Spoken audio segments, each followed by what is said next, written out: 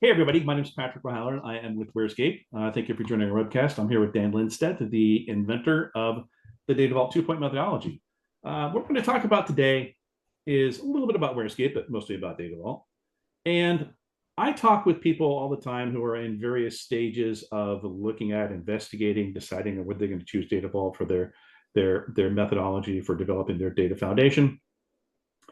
And today's webinar is really talking about you've made that decision. You've done some research. You found the advantages of using Data Vault. And now what do you do? Either as a manager, as a director, or as IT staff. What do you do next? So as I said, I'm here with Dan Linstedt. Welcome, Dan. Hi, everybody. Good to have you here. Good to be here. We've had a chance to talk a few times. So let's just jump in. And you and I have done a couple webinars before talking about the advantages of Data Vault. But for those people who aren't quite at that decision, they're still kind of on the fence about should I choose Data Vault, should I not choose Data Vault? Can you just give us a quick summary of why people should choose Data Vault over some other methodology? Sure. It comes down to a couple of things when it's done right. And when it's done right, you can really take an enterprise approach with a very small team. That's one thing. So we've had customers that implement enterprise vision with a team of 5 or 10 people at the most. And we're not talking small enterprises here. We're talking 2,000, 3,000 people, maybe more, global presence, and so on. So it can, when it's done right, it can be done very, very efficiently. Another thing that happens when it's done right, or why choose Data Vault, is we can take implementation cycles from 1 month to 2 weeks, and from 2 weeks down to 1 day. Now, before you say that's impossible, there are a number of things that have to happen to make that work, but we have, in fact, taken teams. I'm sure you've heard of the company called FTD Florist. We recently worked with them over the last year, and they're on Data Vault. They're using a number of different things, but we took them into 2-week sprints, and then we were getting them down into 1 and 2 day sprint cycles in development. But getting it from development to QA is a sprint cycle all itself, and that can be also done in another day. And then so within a week, you can actually deliver something all the way to production, which makes a lot of sense. And that's what you want. You want to keep rolling. So that's something that works. We've had another big benefit is that Data Vault really enables the teams to use pattern-based engineering. And it's not just for the data model, and it's also not just for the data loading processes, but it goes into the people as well. So patterns for the way the people work, for instance, in discipline agile delivery, patterns for the way escalation is handled when something goes wrong. So there's a lot of ways of working, or WOW. Some people call it NWOW for new ways of working. But there's a lot of pieces to the approach and the methodology when it's used properly that can really accelerate your teams, especially when you're in a data mesh environment and your teams are distributed and they need to own their own, quote, data products in that way. But they should all be working in concert to the same beat so that all the results of the work come out with the similar quality and so on. So these are just some of the highlights, if Data Vault's done right, that can really accelerate a team into success. Thanks. And I've had, like I said, an opportunity to talk with a lot of people who are still on the fence about it. What are some of the misconceptions people have about Data Vault? What are some of the roadblocks you need to overcome to convince people that this really is the right way to go? Or maybe preconceptions they have walking into this that aren't quite correct? Yeah, there's a lot of those. I'll try to cover the top 3 or maybe the top 5. But the very first one that we always run into is this idea that Data Vault is just a physical data model. It's not. And as soon as someone latches onto that, whether they're in management or they're a director or they're an executive or they're, technology and IT, as soon as they latch onto that, it becomes very, very difficult to get them away from it until they experience the process or the project built properly. But this idea that Data Vault is just a physical data model, a way to organize your data with a physical data model, is completely wrong. Yes, we have a piece that can be modeled physically, but we've always said, look, Data Vault model is logical, and logical models are first and foremost more important than the physical model. And we've also always said since day one, we've been teaching that the physical model can and will change based on the platform needs that you're building on for performance or other reasons. Otherwise, we wouldn't have success with Data Vault on graph databases, for example, or Cassandra or MongoDB, all of which we've built Data Vaults on and been very, very successful. And FTD, for example, we built a Data Vault style in the logical sense, but their physical tables are mostly JSON based, and they're sitting on a Snowflake database. So that's the first misconception. The second misconception that people have is they read the book, the big fat book with the car on fire. I'm sure you know the one, Building a Scalable Data Warehouse with Data Vault 2.0. Yeah, that's the one. And they read the book, and that's all well and good. There's a lot of good information in there. And then they think they can do it themselves, especially at an enterprise level. And then you get what's called in other words, a non-team player. The non-team players that want to do this all on their own, individual, be superstars, right? So that's something important to think about, is reading the book and then going it on your own way will only get you so far. And that brings me to the third thing. When people get to that point where they're stuck, they run into analysis paralysis, and then they build the Data Vault because they believe Data Vault's just a data model. They start building what's called source system data vaults. They ignore the business keys, ignore the business concepts. And, this strikes me as just really, really weird, because they call themselves, and I don't mean to disrespect anyone listening to this, but they call themselves experts when it comes to Kimball and star schemas.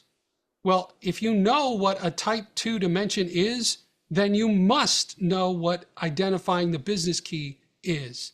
You must. You can't do a type 2 dimension or a delta in a type 2 dimension in a Kimball model without understanding the business key. So if you're going to tell me you're using a source system key, then you're building source system dimensional models, and that's not integrated either by business. So the rub is understanding the business. I don't care if you Data Vault or Star Schema or anything else, but here you got me talking about physical models again when they're less important. And oh, by the way, I forgot to tell you, actually, FTD is not running on Snowflake. They're running on BigQuery. So I apologize for that mistake. Yeah, one of our prospects, actually one of our customers now, the two guys who are working on that project came from a large implementation where they had 20 people working on a Data Vault for a year.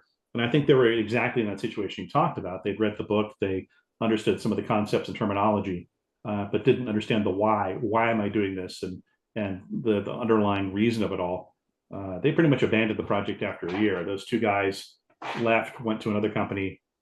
They got WhereScape involved, and we could talk about automation and those tools a little later, but two of them finished in 9 months what 20 people couldn't do in a year. I think part of that is being from WhereScape. I like to give WhereScape some credit, but also just their approach to it. Well, that brings me to point number 3, which is, well, I have to get this off my chest. I heard recently that a lot of people on the web are calling Data Vault a canonical model. That couldn't be further from the truth. It's not just a canonical model, because canonical models are a different breed for a different time. That just shows a lack of understanding. But the point I want to make here is automation and generation. And a lot of people don't understand that if you understand the patterns, not just in the ways of working, but the data movement, as well as the way the model is built and why it's built, as long as you stick with the patterns and the recommended practices, you can leverage an automation tool, like you said, or generation tool to get your agility down, within sprint cycles. And 1 or 2 people can do the work of 10 or 20 who aren't following patterns, who are trying to do things the old school way. And it isn't, I want to put this out there too, it's not just as simple as pressing a button. You don't install the tool on day 1, press a button, and out comes the result. even though the tool can produce the right result, there is some engineering forethought. And like any enterprise, and this is probably another thing that people don't do so well, like any enterprise vision, when you're thinking about enterprise data warehousing, that's different than a point solution for a single business unit. If you're looking for a point solution for a single business unit, build a dimensional model all day long, or build a cube off your raw stage data. Build an outcome in a virtual data virtualization tool. I don't care. Do something that gets you there in an hour or two, right? But those types of things are only for the point solutions. If you want enterprise, and you want enterprise to do it right and do it consistently right across all of your IT teams, we're talking parallel teams. And we were working with Roche Pharmaceuticals years ago, and they built global. They had teams of 10 to 15 people all over the world. I think they said they had 2,000 people in IT alone, building data vaults in parallel with data mesh and data mesh teaming and data product owners and the whole nines.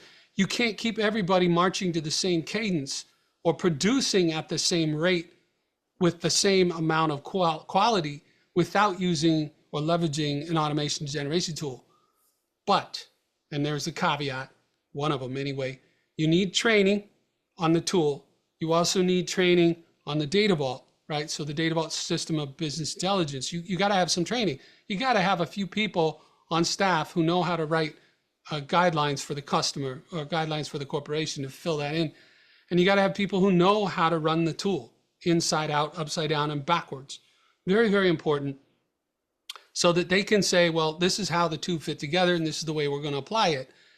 And then two, you got to have corporate metadata. You can't do this at an enterprise level. And by this, I mean enterprise data warehousing. I don't care if it's Data Vault or not. I do, but if it's not Data Vault, you still can't do enterprise data warehousing or data lake housing, if you want to call it that, or data hubs or data fabric without a corporate metadata catalog. And you got to plug that in somehow to your processes and your tools for automation and generation. Extremely important, because that's where your business metadata lives, and that's where all the value is. Yeah, you talk about the catalog and things like that. The analysis needs to be done. You refer to them as taxonomies, ontologies, the relationships and hierarchies of what it is you're modeling in the business. I'll throw out a plug for the Data Vault North American User Group. They do quarterly meetings, and there are some fantastic things there. A man named Giles, I think it's John Giles. Yeah, did a real good explanation of developing at a very abstract level a Data Vault model for Australia, their emergency response teams, which handles fires and things like that. And he talked for quite a few minutes just about what is equipment. In a business, what is a customer? Is a customer a person? Is a customer a company? And as you talk with different business units, you're going to get different answers. You often refer to Data Vault as a business process, not just an IT process. And that, I think, is a key part of it, is answering those kinds of questions. What is a customer, and what do we need to know about that customer? That way, as part of an enterprise solution, you can start incorporating more sources. I'm running into more and more prospects who are at a point where they need to make up, I wouldn't call it technical debt, but they've built a system that's worked fine, but now they're merging with another company, they're integrating more data sources, they're doing all these things, and their model just doesn't fit anymore because it was, like you referred to earlier, a point solution. Yeah, and that's the problem with point solutions, is you end up in this never-ending re-engineering cycle. It's a spin cycle, and the only way through it is down, and it just keeps getting bigger and bigger and bigger, like a tornado that grows. It's crazy. Eventually, the business says, stop the airflow, cut the suction off, shut the whole thing down, greenfield it, and start over. That's the worst. I've seen that so many times. Mm-hmm. And this is one of the benefits. If you use Data Vault approach properly, you don't end up in that situation. You can continue building because it's a foundational set of building blocks like Legos. I love the analogy. I forget who gave that to me, but you can do it like Legos. I want to talk a little bit more about one more piece here, and that is something that teams do wrong when they could do it right. Oh yeah, friend of mine. I just remembered a friend of mine, Sanjay Pandey, who you might know, is the one that talked to me about Legos and the Lego analogy. I thought it was brilliant. By the way, I like John Giles' writing as well. He's really, really good at metadata and ontologies and taxonomies. If you haven't had a chance to read his book, Elephant in the Fridge, it's a really good read. So that said, teams get stuck in analysis paralysis. And this is a big problem. They go along, they work in Data Vault, they read the book, they try some things, they watch a few videos on the web, they listen to or sign up for courses that are not Data Vault Alliance sanctioned. In other words, they don't come from one of our authorized training partners. I want to put a shout out to them. We got Data Rebels, we got Ignition Data in Australia, and we've got in Germany and Europe, we've got Scale Free. So shout out to our ATOs, but the whole thing there is don't get stuck in analysis paralysis. And so then the question is, how do you pull your head out of the sand, so to speak? How do you get past that point where your teams are frustrated? It's taken 2 weeks, 3 weeks, a month, and there's still no deliveries, you know? There, and this is where a company says, I don't want to pay for training yet because I still don't have value out of what my team has tried to do. So how do I cross that juncture that there's a corporate chasm that's growing there? No more investment. Well, maybe a little bit to get you, if you can get past it, but no more investment in training until, you know, we solve some problems and start seeing some output. Well, Data Vault Alliance has this thing called workshop. So we got 4-hour workshops. Just contact us, you know, start with an email, talk to us. We'll help get you out. If we can get you out with a 5-minute answer, we'll get you out. We won't charge you, right? We'll help you get over that hump. But we've got 4-hour workshops where you can buy 4 hours and you get my time and Cindy's time, or if you want to buy a workshop with another instructor, you can contact the ATOs and any of them, and we'll talk about that. But then there's another way, and that's our public forums. If you go to forums.datavaultalliance.com, you can get answers from us, from Cindy, from myself, from Sanjay, from some of the other instructors that log on. So the forums are a great resource. And then finally, I want to put a shout out to our professional members on learn.datavaultalliance.com. We have a pro member affiliation, and we meet every month and once a month, every month, for a webinar, live Q&A webinar with them. And you can get answers from us. And I think it's $900 a year. So it's really not that expensive, maybe a little more than that, but it's not that expensive to get. You get at least 12 hours of my time plus 12 hours of Cindy's time. And we also have quarterly webinars focused on a specific topic on top of that. So you get 4 more hours of that. You get Q&A chances and all kinds of stuff. And we actually try to help you solve your problems on those webinars. So the pro membership is packed with value. What can I say? You mentioned Cindy a couple of times. For those not familiar with the, I forgot to put myself on Do Not Disturb. For those not familiar with the Data Vault Alliance, can you just introduce Cindy very quickly and explain who she is? Absolutely. Cindy Meyerson is our Chief Operations Officer here at Data Vault Alliance. And she and I work closely together on course materials and everything else. Cindy has a long history with Data Vault and with me.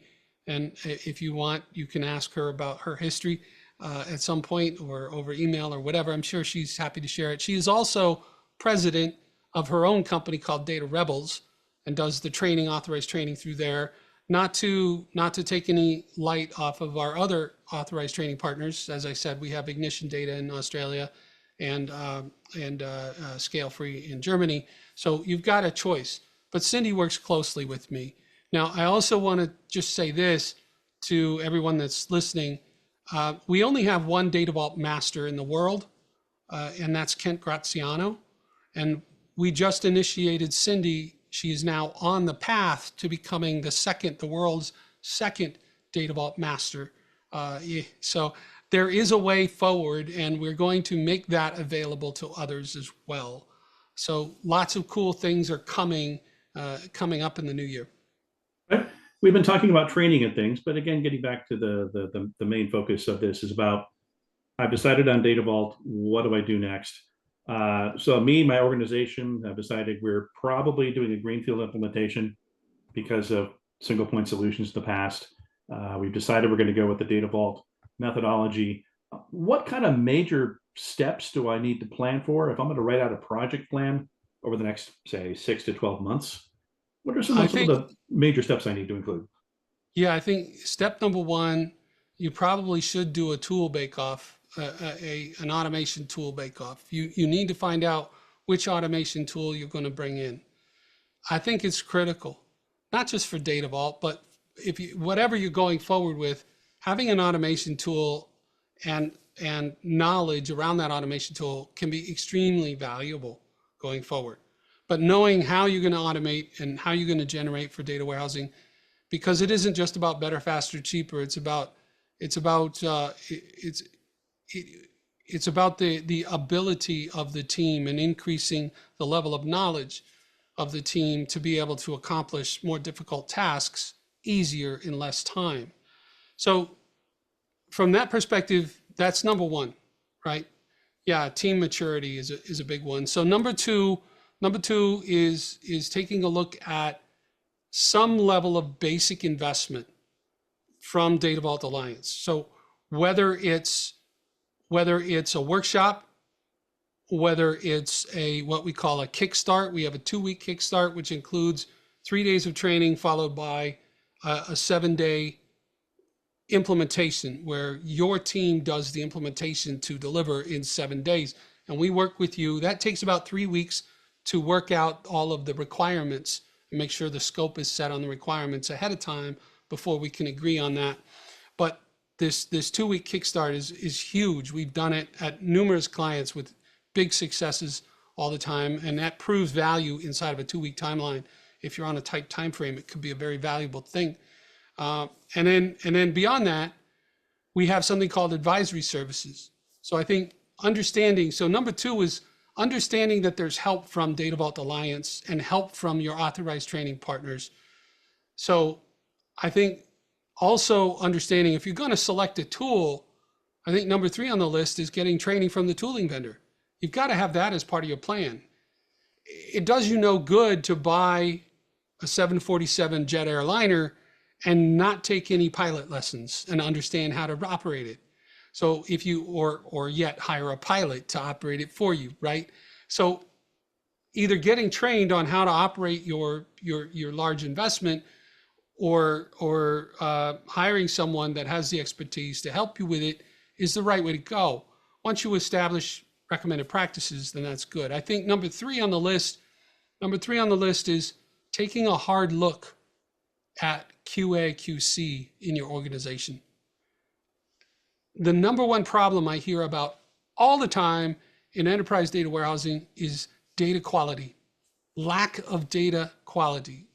We have a data quality problem. We have a data lake. We have a data quality problem. We have a data warehouse. We have a data quality problem. Take your pick.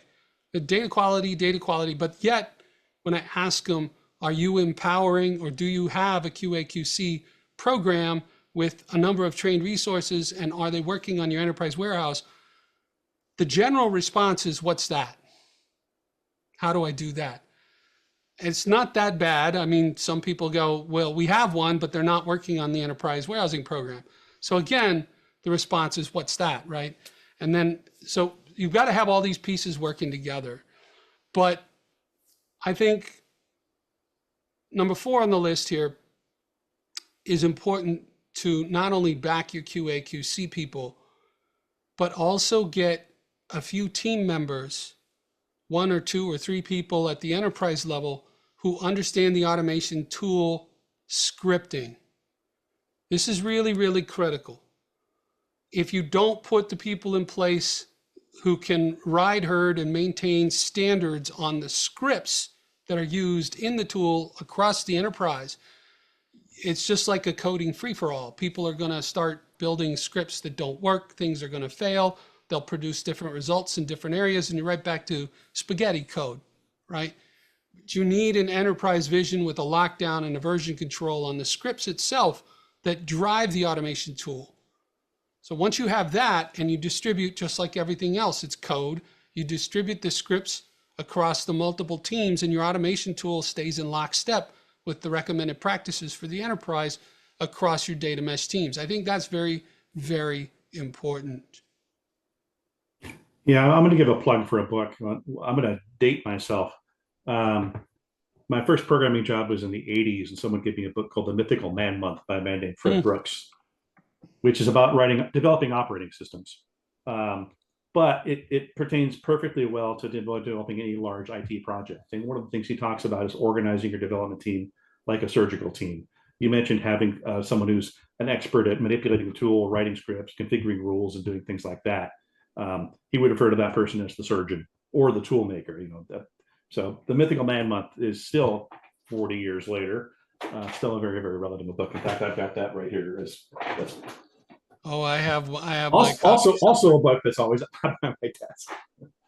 Um, so you talked about training, you talked about tool selection, you talked about learning about the tool, the QA team, and things like that. How do you early on is when everyone's excited about the project, everyone wants to see success. Management who's invested time and effort and committed resources wants to see success. In these early stages, how do you measure success and how do you communicate that? Measuring success. Uh, we like to How do you keep narrow it. how do you keep people appraised that you're getting work done? Because if the one thing I hear about Data Vault is that it's uh, you mentioned analysis paralysis. You've got to go out and do this analysis on the business, talking to different organizations, different business groups, and that could take, I imagine, a few weeks. How do you communicate that? How do you let people know that you're on the path, you're getting things done, without having, say, facts and dimensions to show them that you could in a dimensional model come up with very quickly. The biggest issue, the biggest answer I can give you is one word. It's called scope. And if I expand that, it's scope control. Whether it's data warehousing in using data vault methodology or anything else, lack of appropriate scoping can kill your agility quicker than, I don't know, quicker than suffocation underwater. It's a horrible thing, but correcting the scope, and yes, I talk about corporate metadata, but my buddy Scott Ambler calls this thin slicing. And if you take a thin slice, if you scope the top of the chain before you develop and say, we're going to take the business use case and write it in a particular way, scope the ontology and taxonomy down, down, down, down, down, down, until the team gets good at the pattern. It's like learning to ride a bicycle. When you start to learn, at least when I started to learn to ride a bicycle, I needed training wheels. And everybody needs training wheels. Well, most people do. There are a few people who get on a bike and immediately feel it and take off. That's awesome. But I needed training wheels, and they stay for a while until I'm confident that I don't want them. Then I begged my father for weeks on end to take them off. When he finally did, I crashed my bicycle. But then I got up and I tried it again. The scope of me learning to ride didn't include balance until the training wheels came off. That's not entirely true because, as you know, the training wheels are somewhat imbalanced on purpose so that you can try to get the bike to ride without touching the training wheels. Excuse me. Well, with data warehousing, it's the same thing. With business intelligence, data warehousing, I don't care if you're building a lake house or a data vault or anything else. It's the same thing. Scope control. Where do you start? How do you narrow the scope? That's how you get out of analysis paralysis. You want to shoot for deliverables in 1-day iterations. We call them 1-day sprints. Scott finally agreed that that was okay, but he used to yell at me for that and say, don't call them sprints because in 1 day they're really iterations. They're both. Depends on what you do with the scope of a sprint, right? But you want to start with a 2-week iteration and then reduce it to a 1-week iteration, reduce it to a 3-day iteration, reduce it to a 1-day iteration for the same amount of work. Well, in order to do that, you have to thin slice at the beginning and deliver. Fail hard fast. Go all the way to the BI tool, put it up in the BI tool, even in development, put it in the BI tool in the same day as you got the data into the staging area and load it up to the BI tool and say to the business user, we know it's development data. We know it's dirty. We know it's wrong, but That's where scope starts. And then from there, what are we missing? What components, what fields, what aggregations, whatever, what are we missing? Go back and iterate that one piece. Do it again in 10 minutes. Do it in front of the business user. Iterate, load those pieces, and up we go. Up we go, up we go. So for 1 hour, you're iterating. At the end of the day, you've got something that perhaps you can take into QA or test and then release into development. But like anything else, a team of 5 people, when you reduce the scope and they're starting with Data Vault, they need a coach, they need a guide, they need someone who's done this before to say, here is the road to navigate. Don't go down that path because that's a dead end. That one leads you off a cliff. So you need a guide to get through the quote jungle and know which path to be on to get to the destination the first couple of times. After that, the coach is gone, says, you guys are good, we take off, you don't need me anymore, those training wheels are gone, and then the team can iterate, and the better they get, the faster they get. We had one team approach us last year saying, we started with the 1-day sprint 2 years ago, and now we're down to a half a day sprint for the same amount of work. Now, if that's not agility, I don't know what is. And that's all within the Data Vault context, but you got to have a guide. If you read the book and you stop and you don't want training, you need a guide to implement for some period of time. And that's what we call advisory services.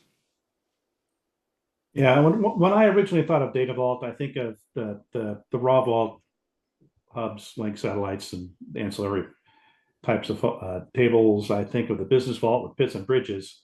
What I saw at the Worldwide Data Vault Consortium this year was Ken Graziano talking about creating presentation layers on top of that using views. Yep. And he said you had a name for that. He was doing this from several years ago from a specific project he worked on. But that's something I think some people may not understand about Data Vault is you don't query the Data Vault, certainly the raw vault directly, but you build a presentation layer on top of that. Can you talk a little bit about what that presentation layer is and the advantages of building views on top of that? Yeah, for sure. So this gets back to 2 things or 3 things that I've said already on this webinar. Number 1, the logical model is more important than the physical. And you really got to plant that in your head because not every Data Vault build requires a raw vault in the physical database. Okay? If we take the logical, like we did at FTD for BigQuery, we had to denormalize it and use JSON structures. If you look at their quote raw vault, it isn't hubs, links, and satellites, it's JSON tables.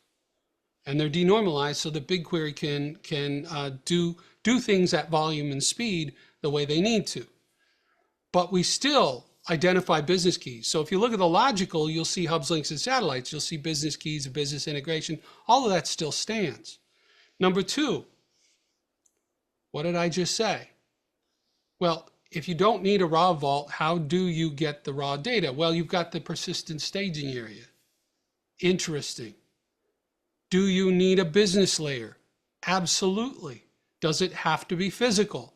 Not in all cases. This is where the industry's going. Data virtualization and data fabric are emerging tools. Some would argue they're already mature. I have yet to see one run at 100 billion rows effectively with sub-second performance of queries across multiple systems. And when I say multiple, I mean 50, 60, 70 systems, all integrating the data on a flash, right? So that when a virtualization tool gets there, we'll be home free, but we're not there yet today. But virtualization tools and fabric tools can certainly help with some of this, but you don't need tooling to get there. So what we did with Kent and Kent Graziano, we call this Advanced Virtual Data Vault. That's what we call it. But if you look at the Data Vault modeling or architecture and the methodology, you'll see this thing called Business Data Vault or Information Delivery Zone, right? And in the Information Delivery Zone, we have these things called point in time and bridge tables. If you look at those, they're basically query join tables, query join structures. And for those of you that know Teradata, they're exactly like or similar to join indexes, okay? So for those of you that don't know Teradata, you can look up a join index on Teradata documentation. It's actually free. It's a good read. You should read it and know it well. But these join tables help overcome volume and all kinds of other things. And then you put views on top of that. Now, what we did with Kent Graziano's solution, and this was way back when they built it, was we used a giant persistent staging area, sort of like a data lake, if you will. And then we physicalized views. And in some views, we took data into physical structures, into dimensions and facts. And in some views, we left them just as views into the BI tool because they were fast enough off the persistent stage. But we leveraged all of the logical data vault methodology and the logical data vault modeling to glue things together for integration purposes. The only requirement Kent had was that he could not say the words data vault or call it a data vault. So they called it something else to the customer, but that was the customer's requirement. But we still leveraged all the data vault. And this is something that people get caught up on. They get caught up on, it's got to be a physical model, it's got to be a raw vault model, and all of a sudden I've got too many tables because I'm building a source system data vault, and I don't want to do this anymore, and now I'm stuck, and I can't get forward, and on and on and on and on. That's got to stop. The logical is more important than the physical. Only physicalize where and when absolutely necessary. Denormalize the physical if needed for performance reasons, and apply views for agility and consistency. And if you need point in time and bridge tables on output and views into the BI layer, definitely do it because it helps with your query. It helps with your accessibility rules and all of your compliance issues and your GDPR and PII. You can run protection against access to the data by not letting anyone hit the data tables themselves directly. One final question, and I'm not sure if there's a good answer for this, but I'll ask it anyway. If I'm not starting a data vault project, but I'm coming into a data project because someone else has left and I'm taking it over, or I'm maintaining a data vault project for months or years, are there any other special considerations I need to have over any other kind of IT project? I definitely think, and I've said this multiple times, I think training is important. Some level of understanding. And if you can't get to training, then participate in the forums that we have from Data Vault Alliance. It's forums.datavaultalliance.com, at least today. Go to your local community. The Data Vault users groups are very, very helpful. Definitely go there and communicate and talk to people. Get involved. I say, that the community is a huge boost to getting your questions answered. Collaboration always wins over doing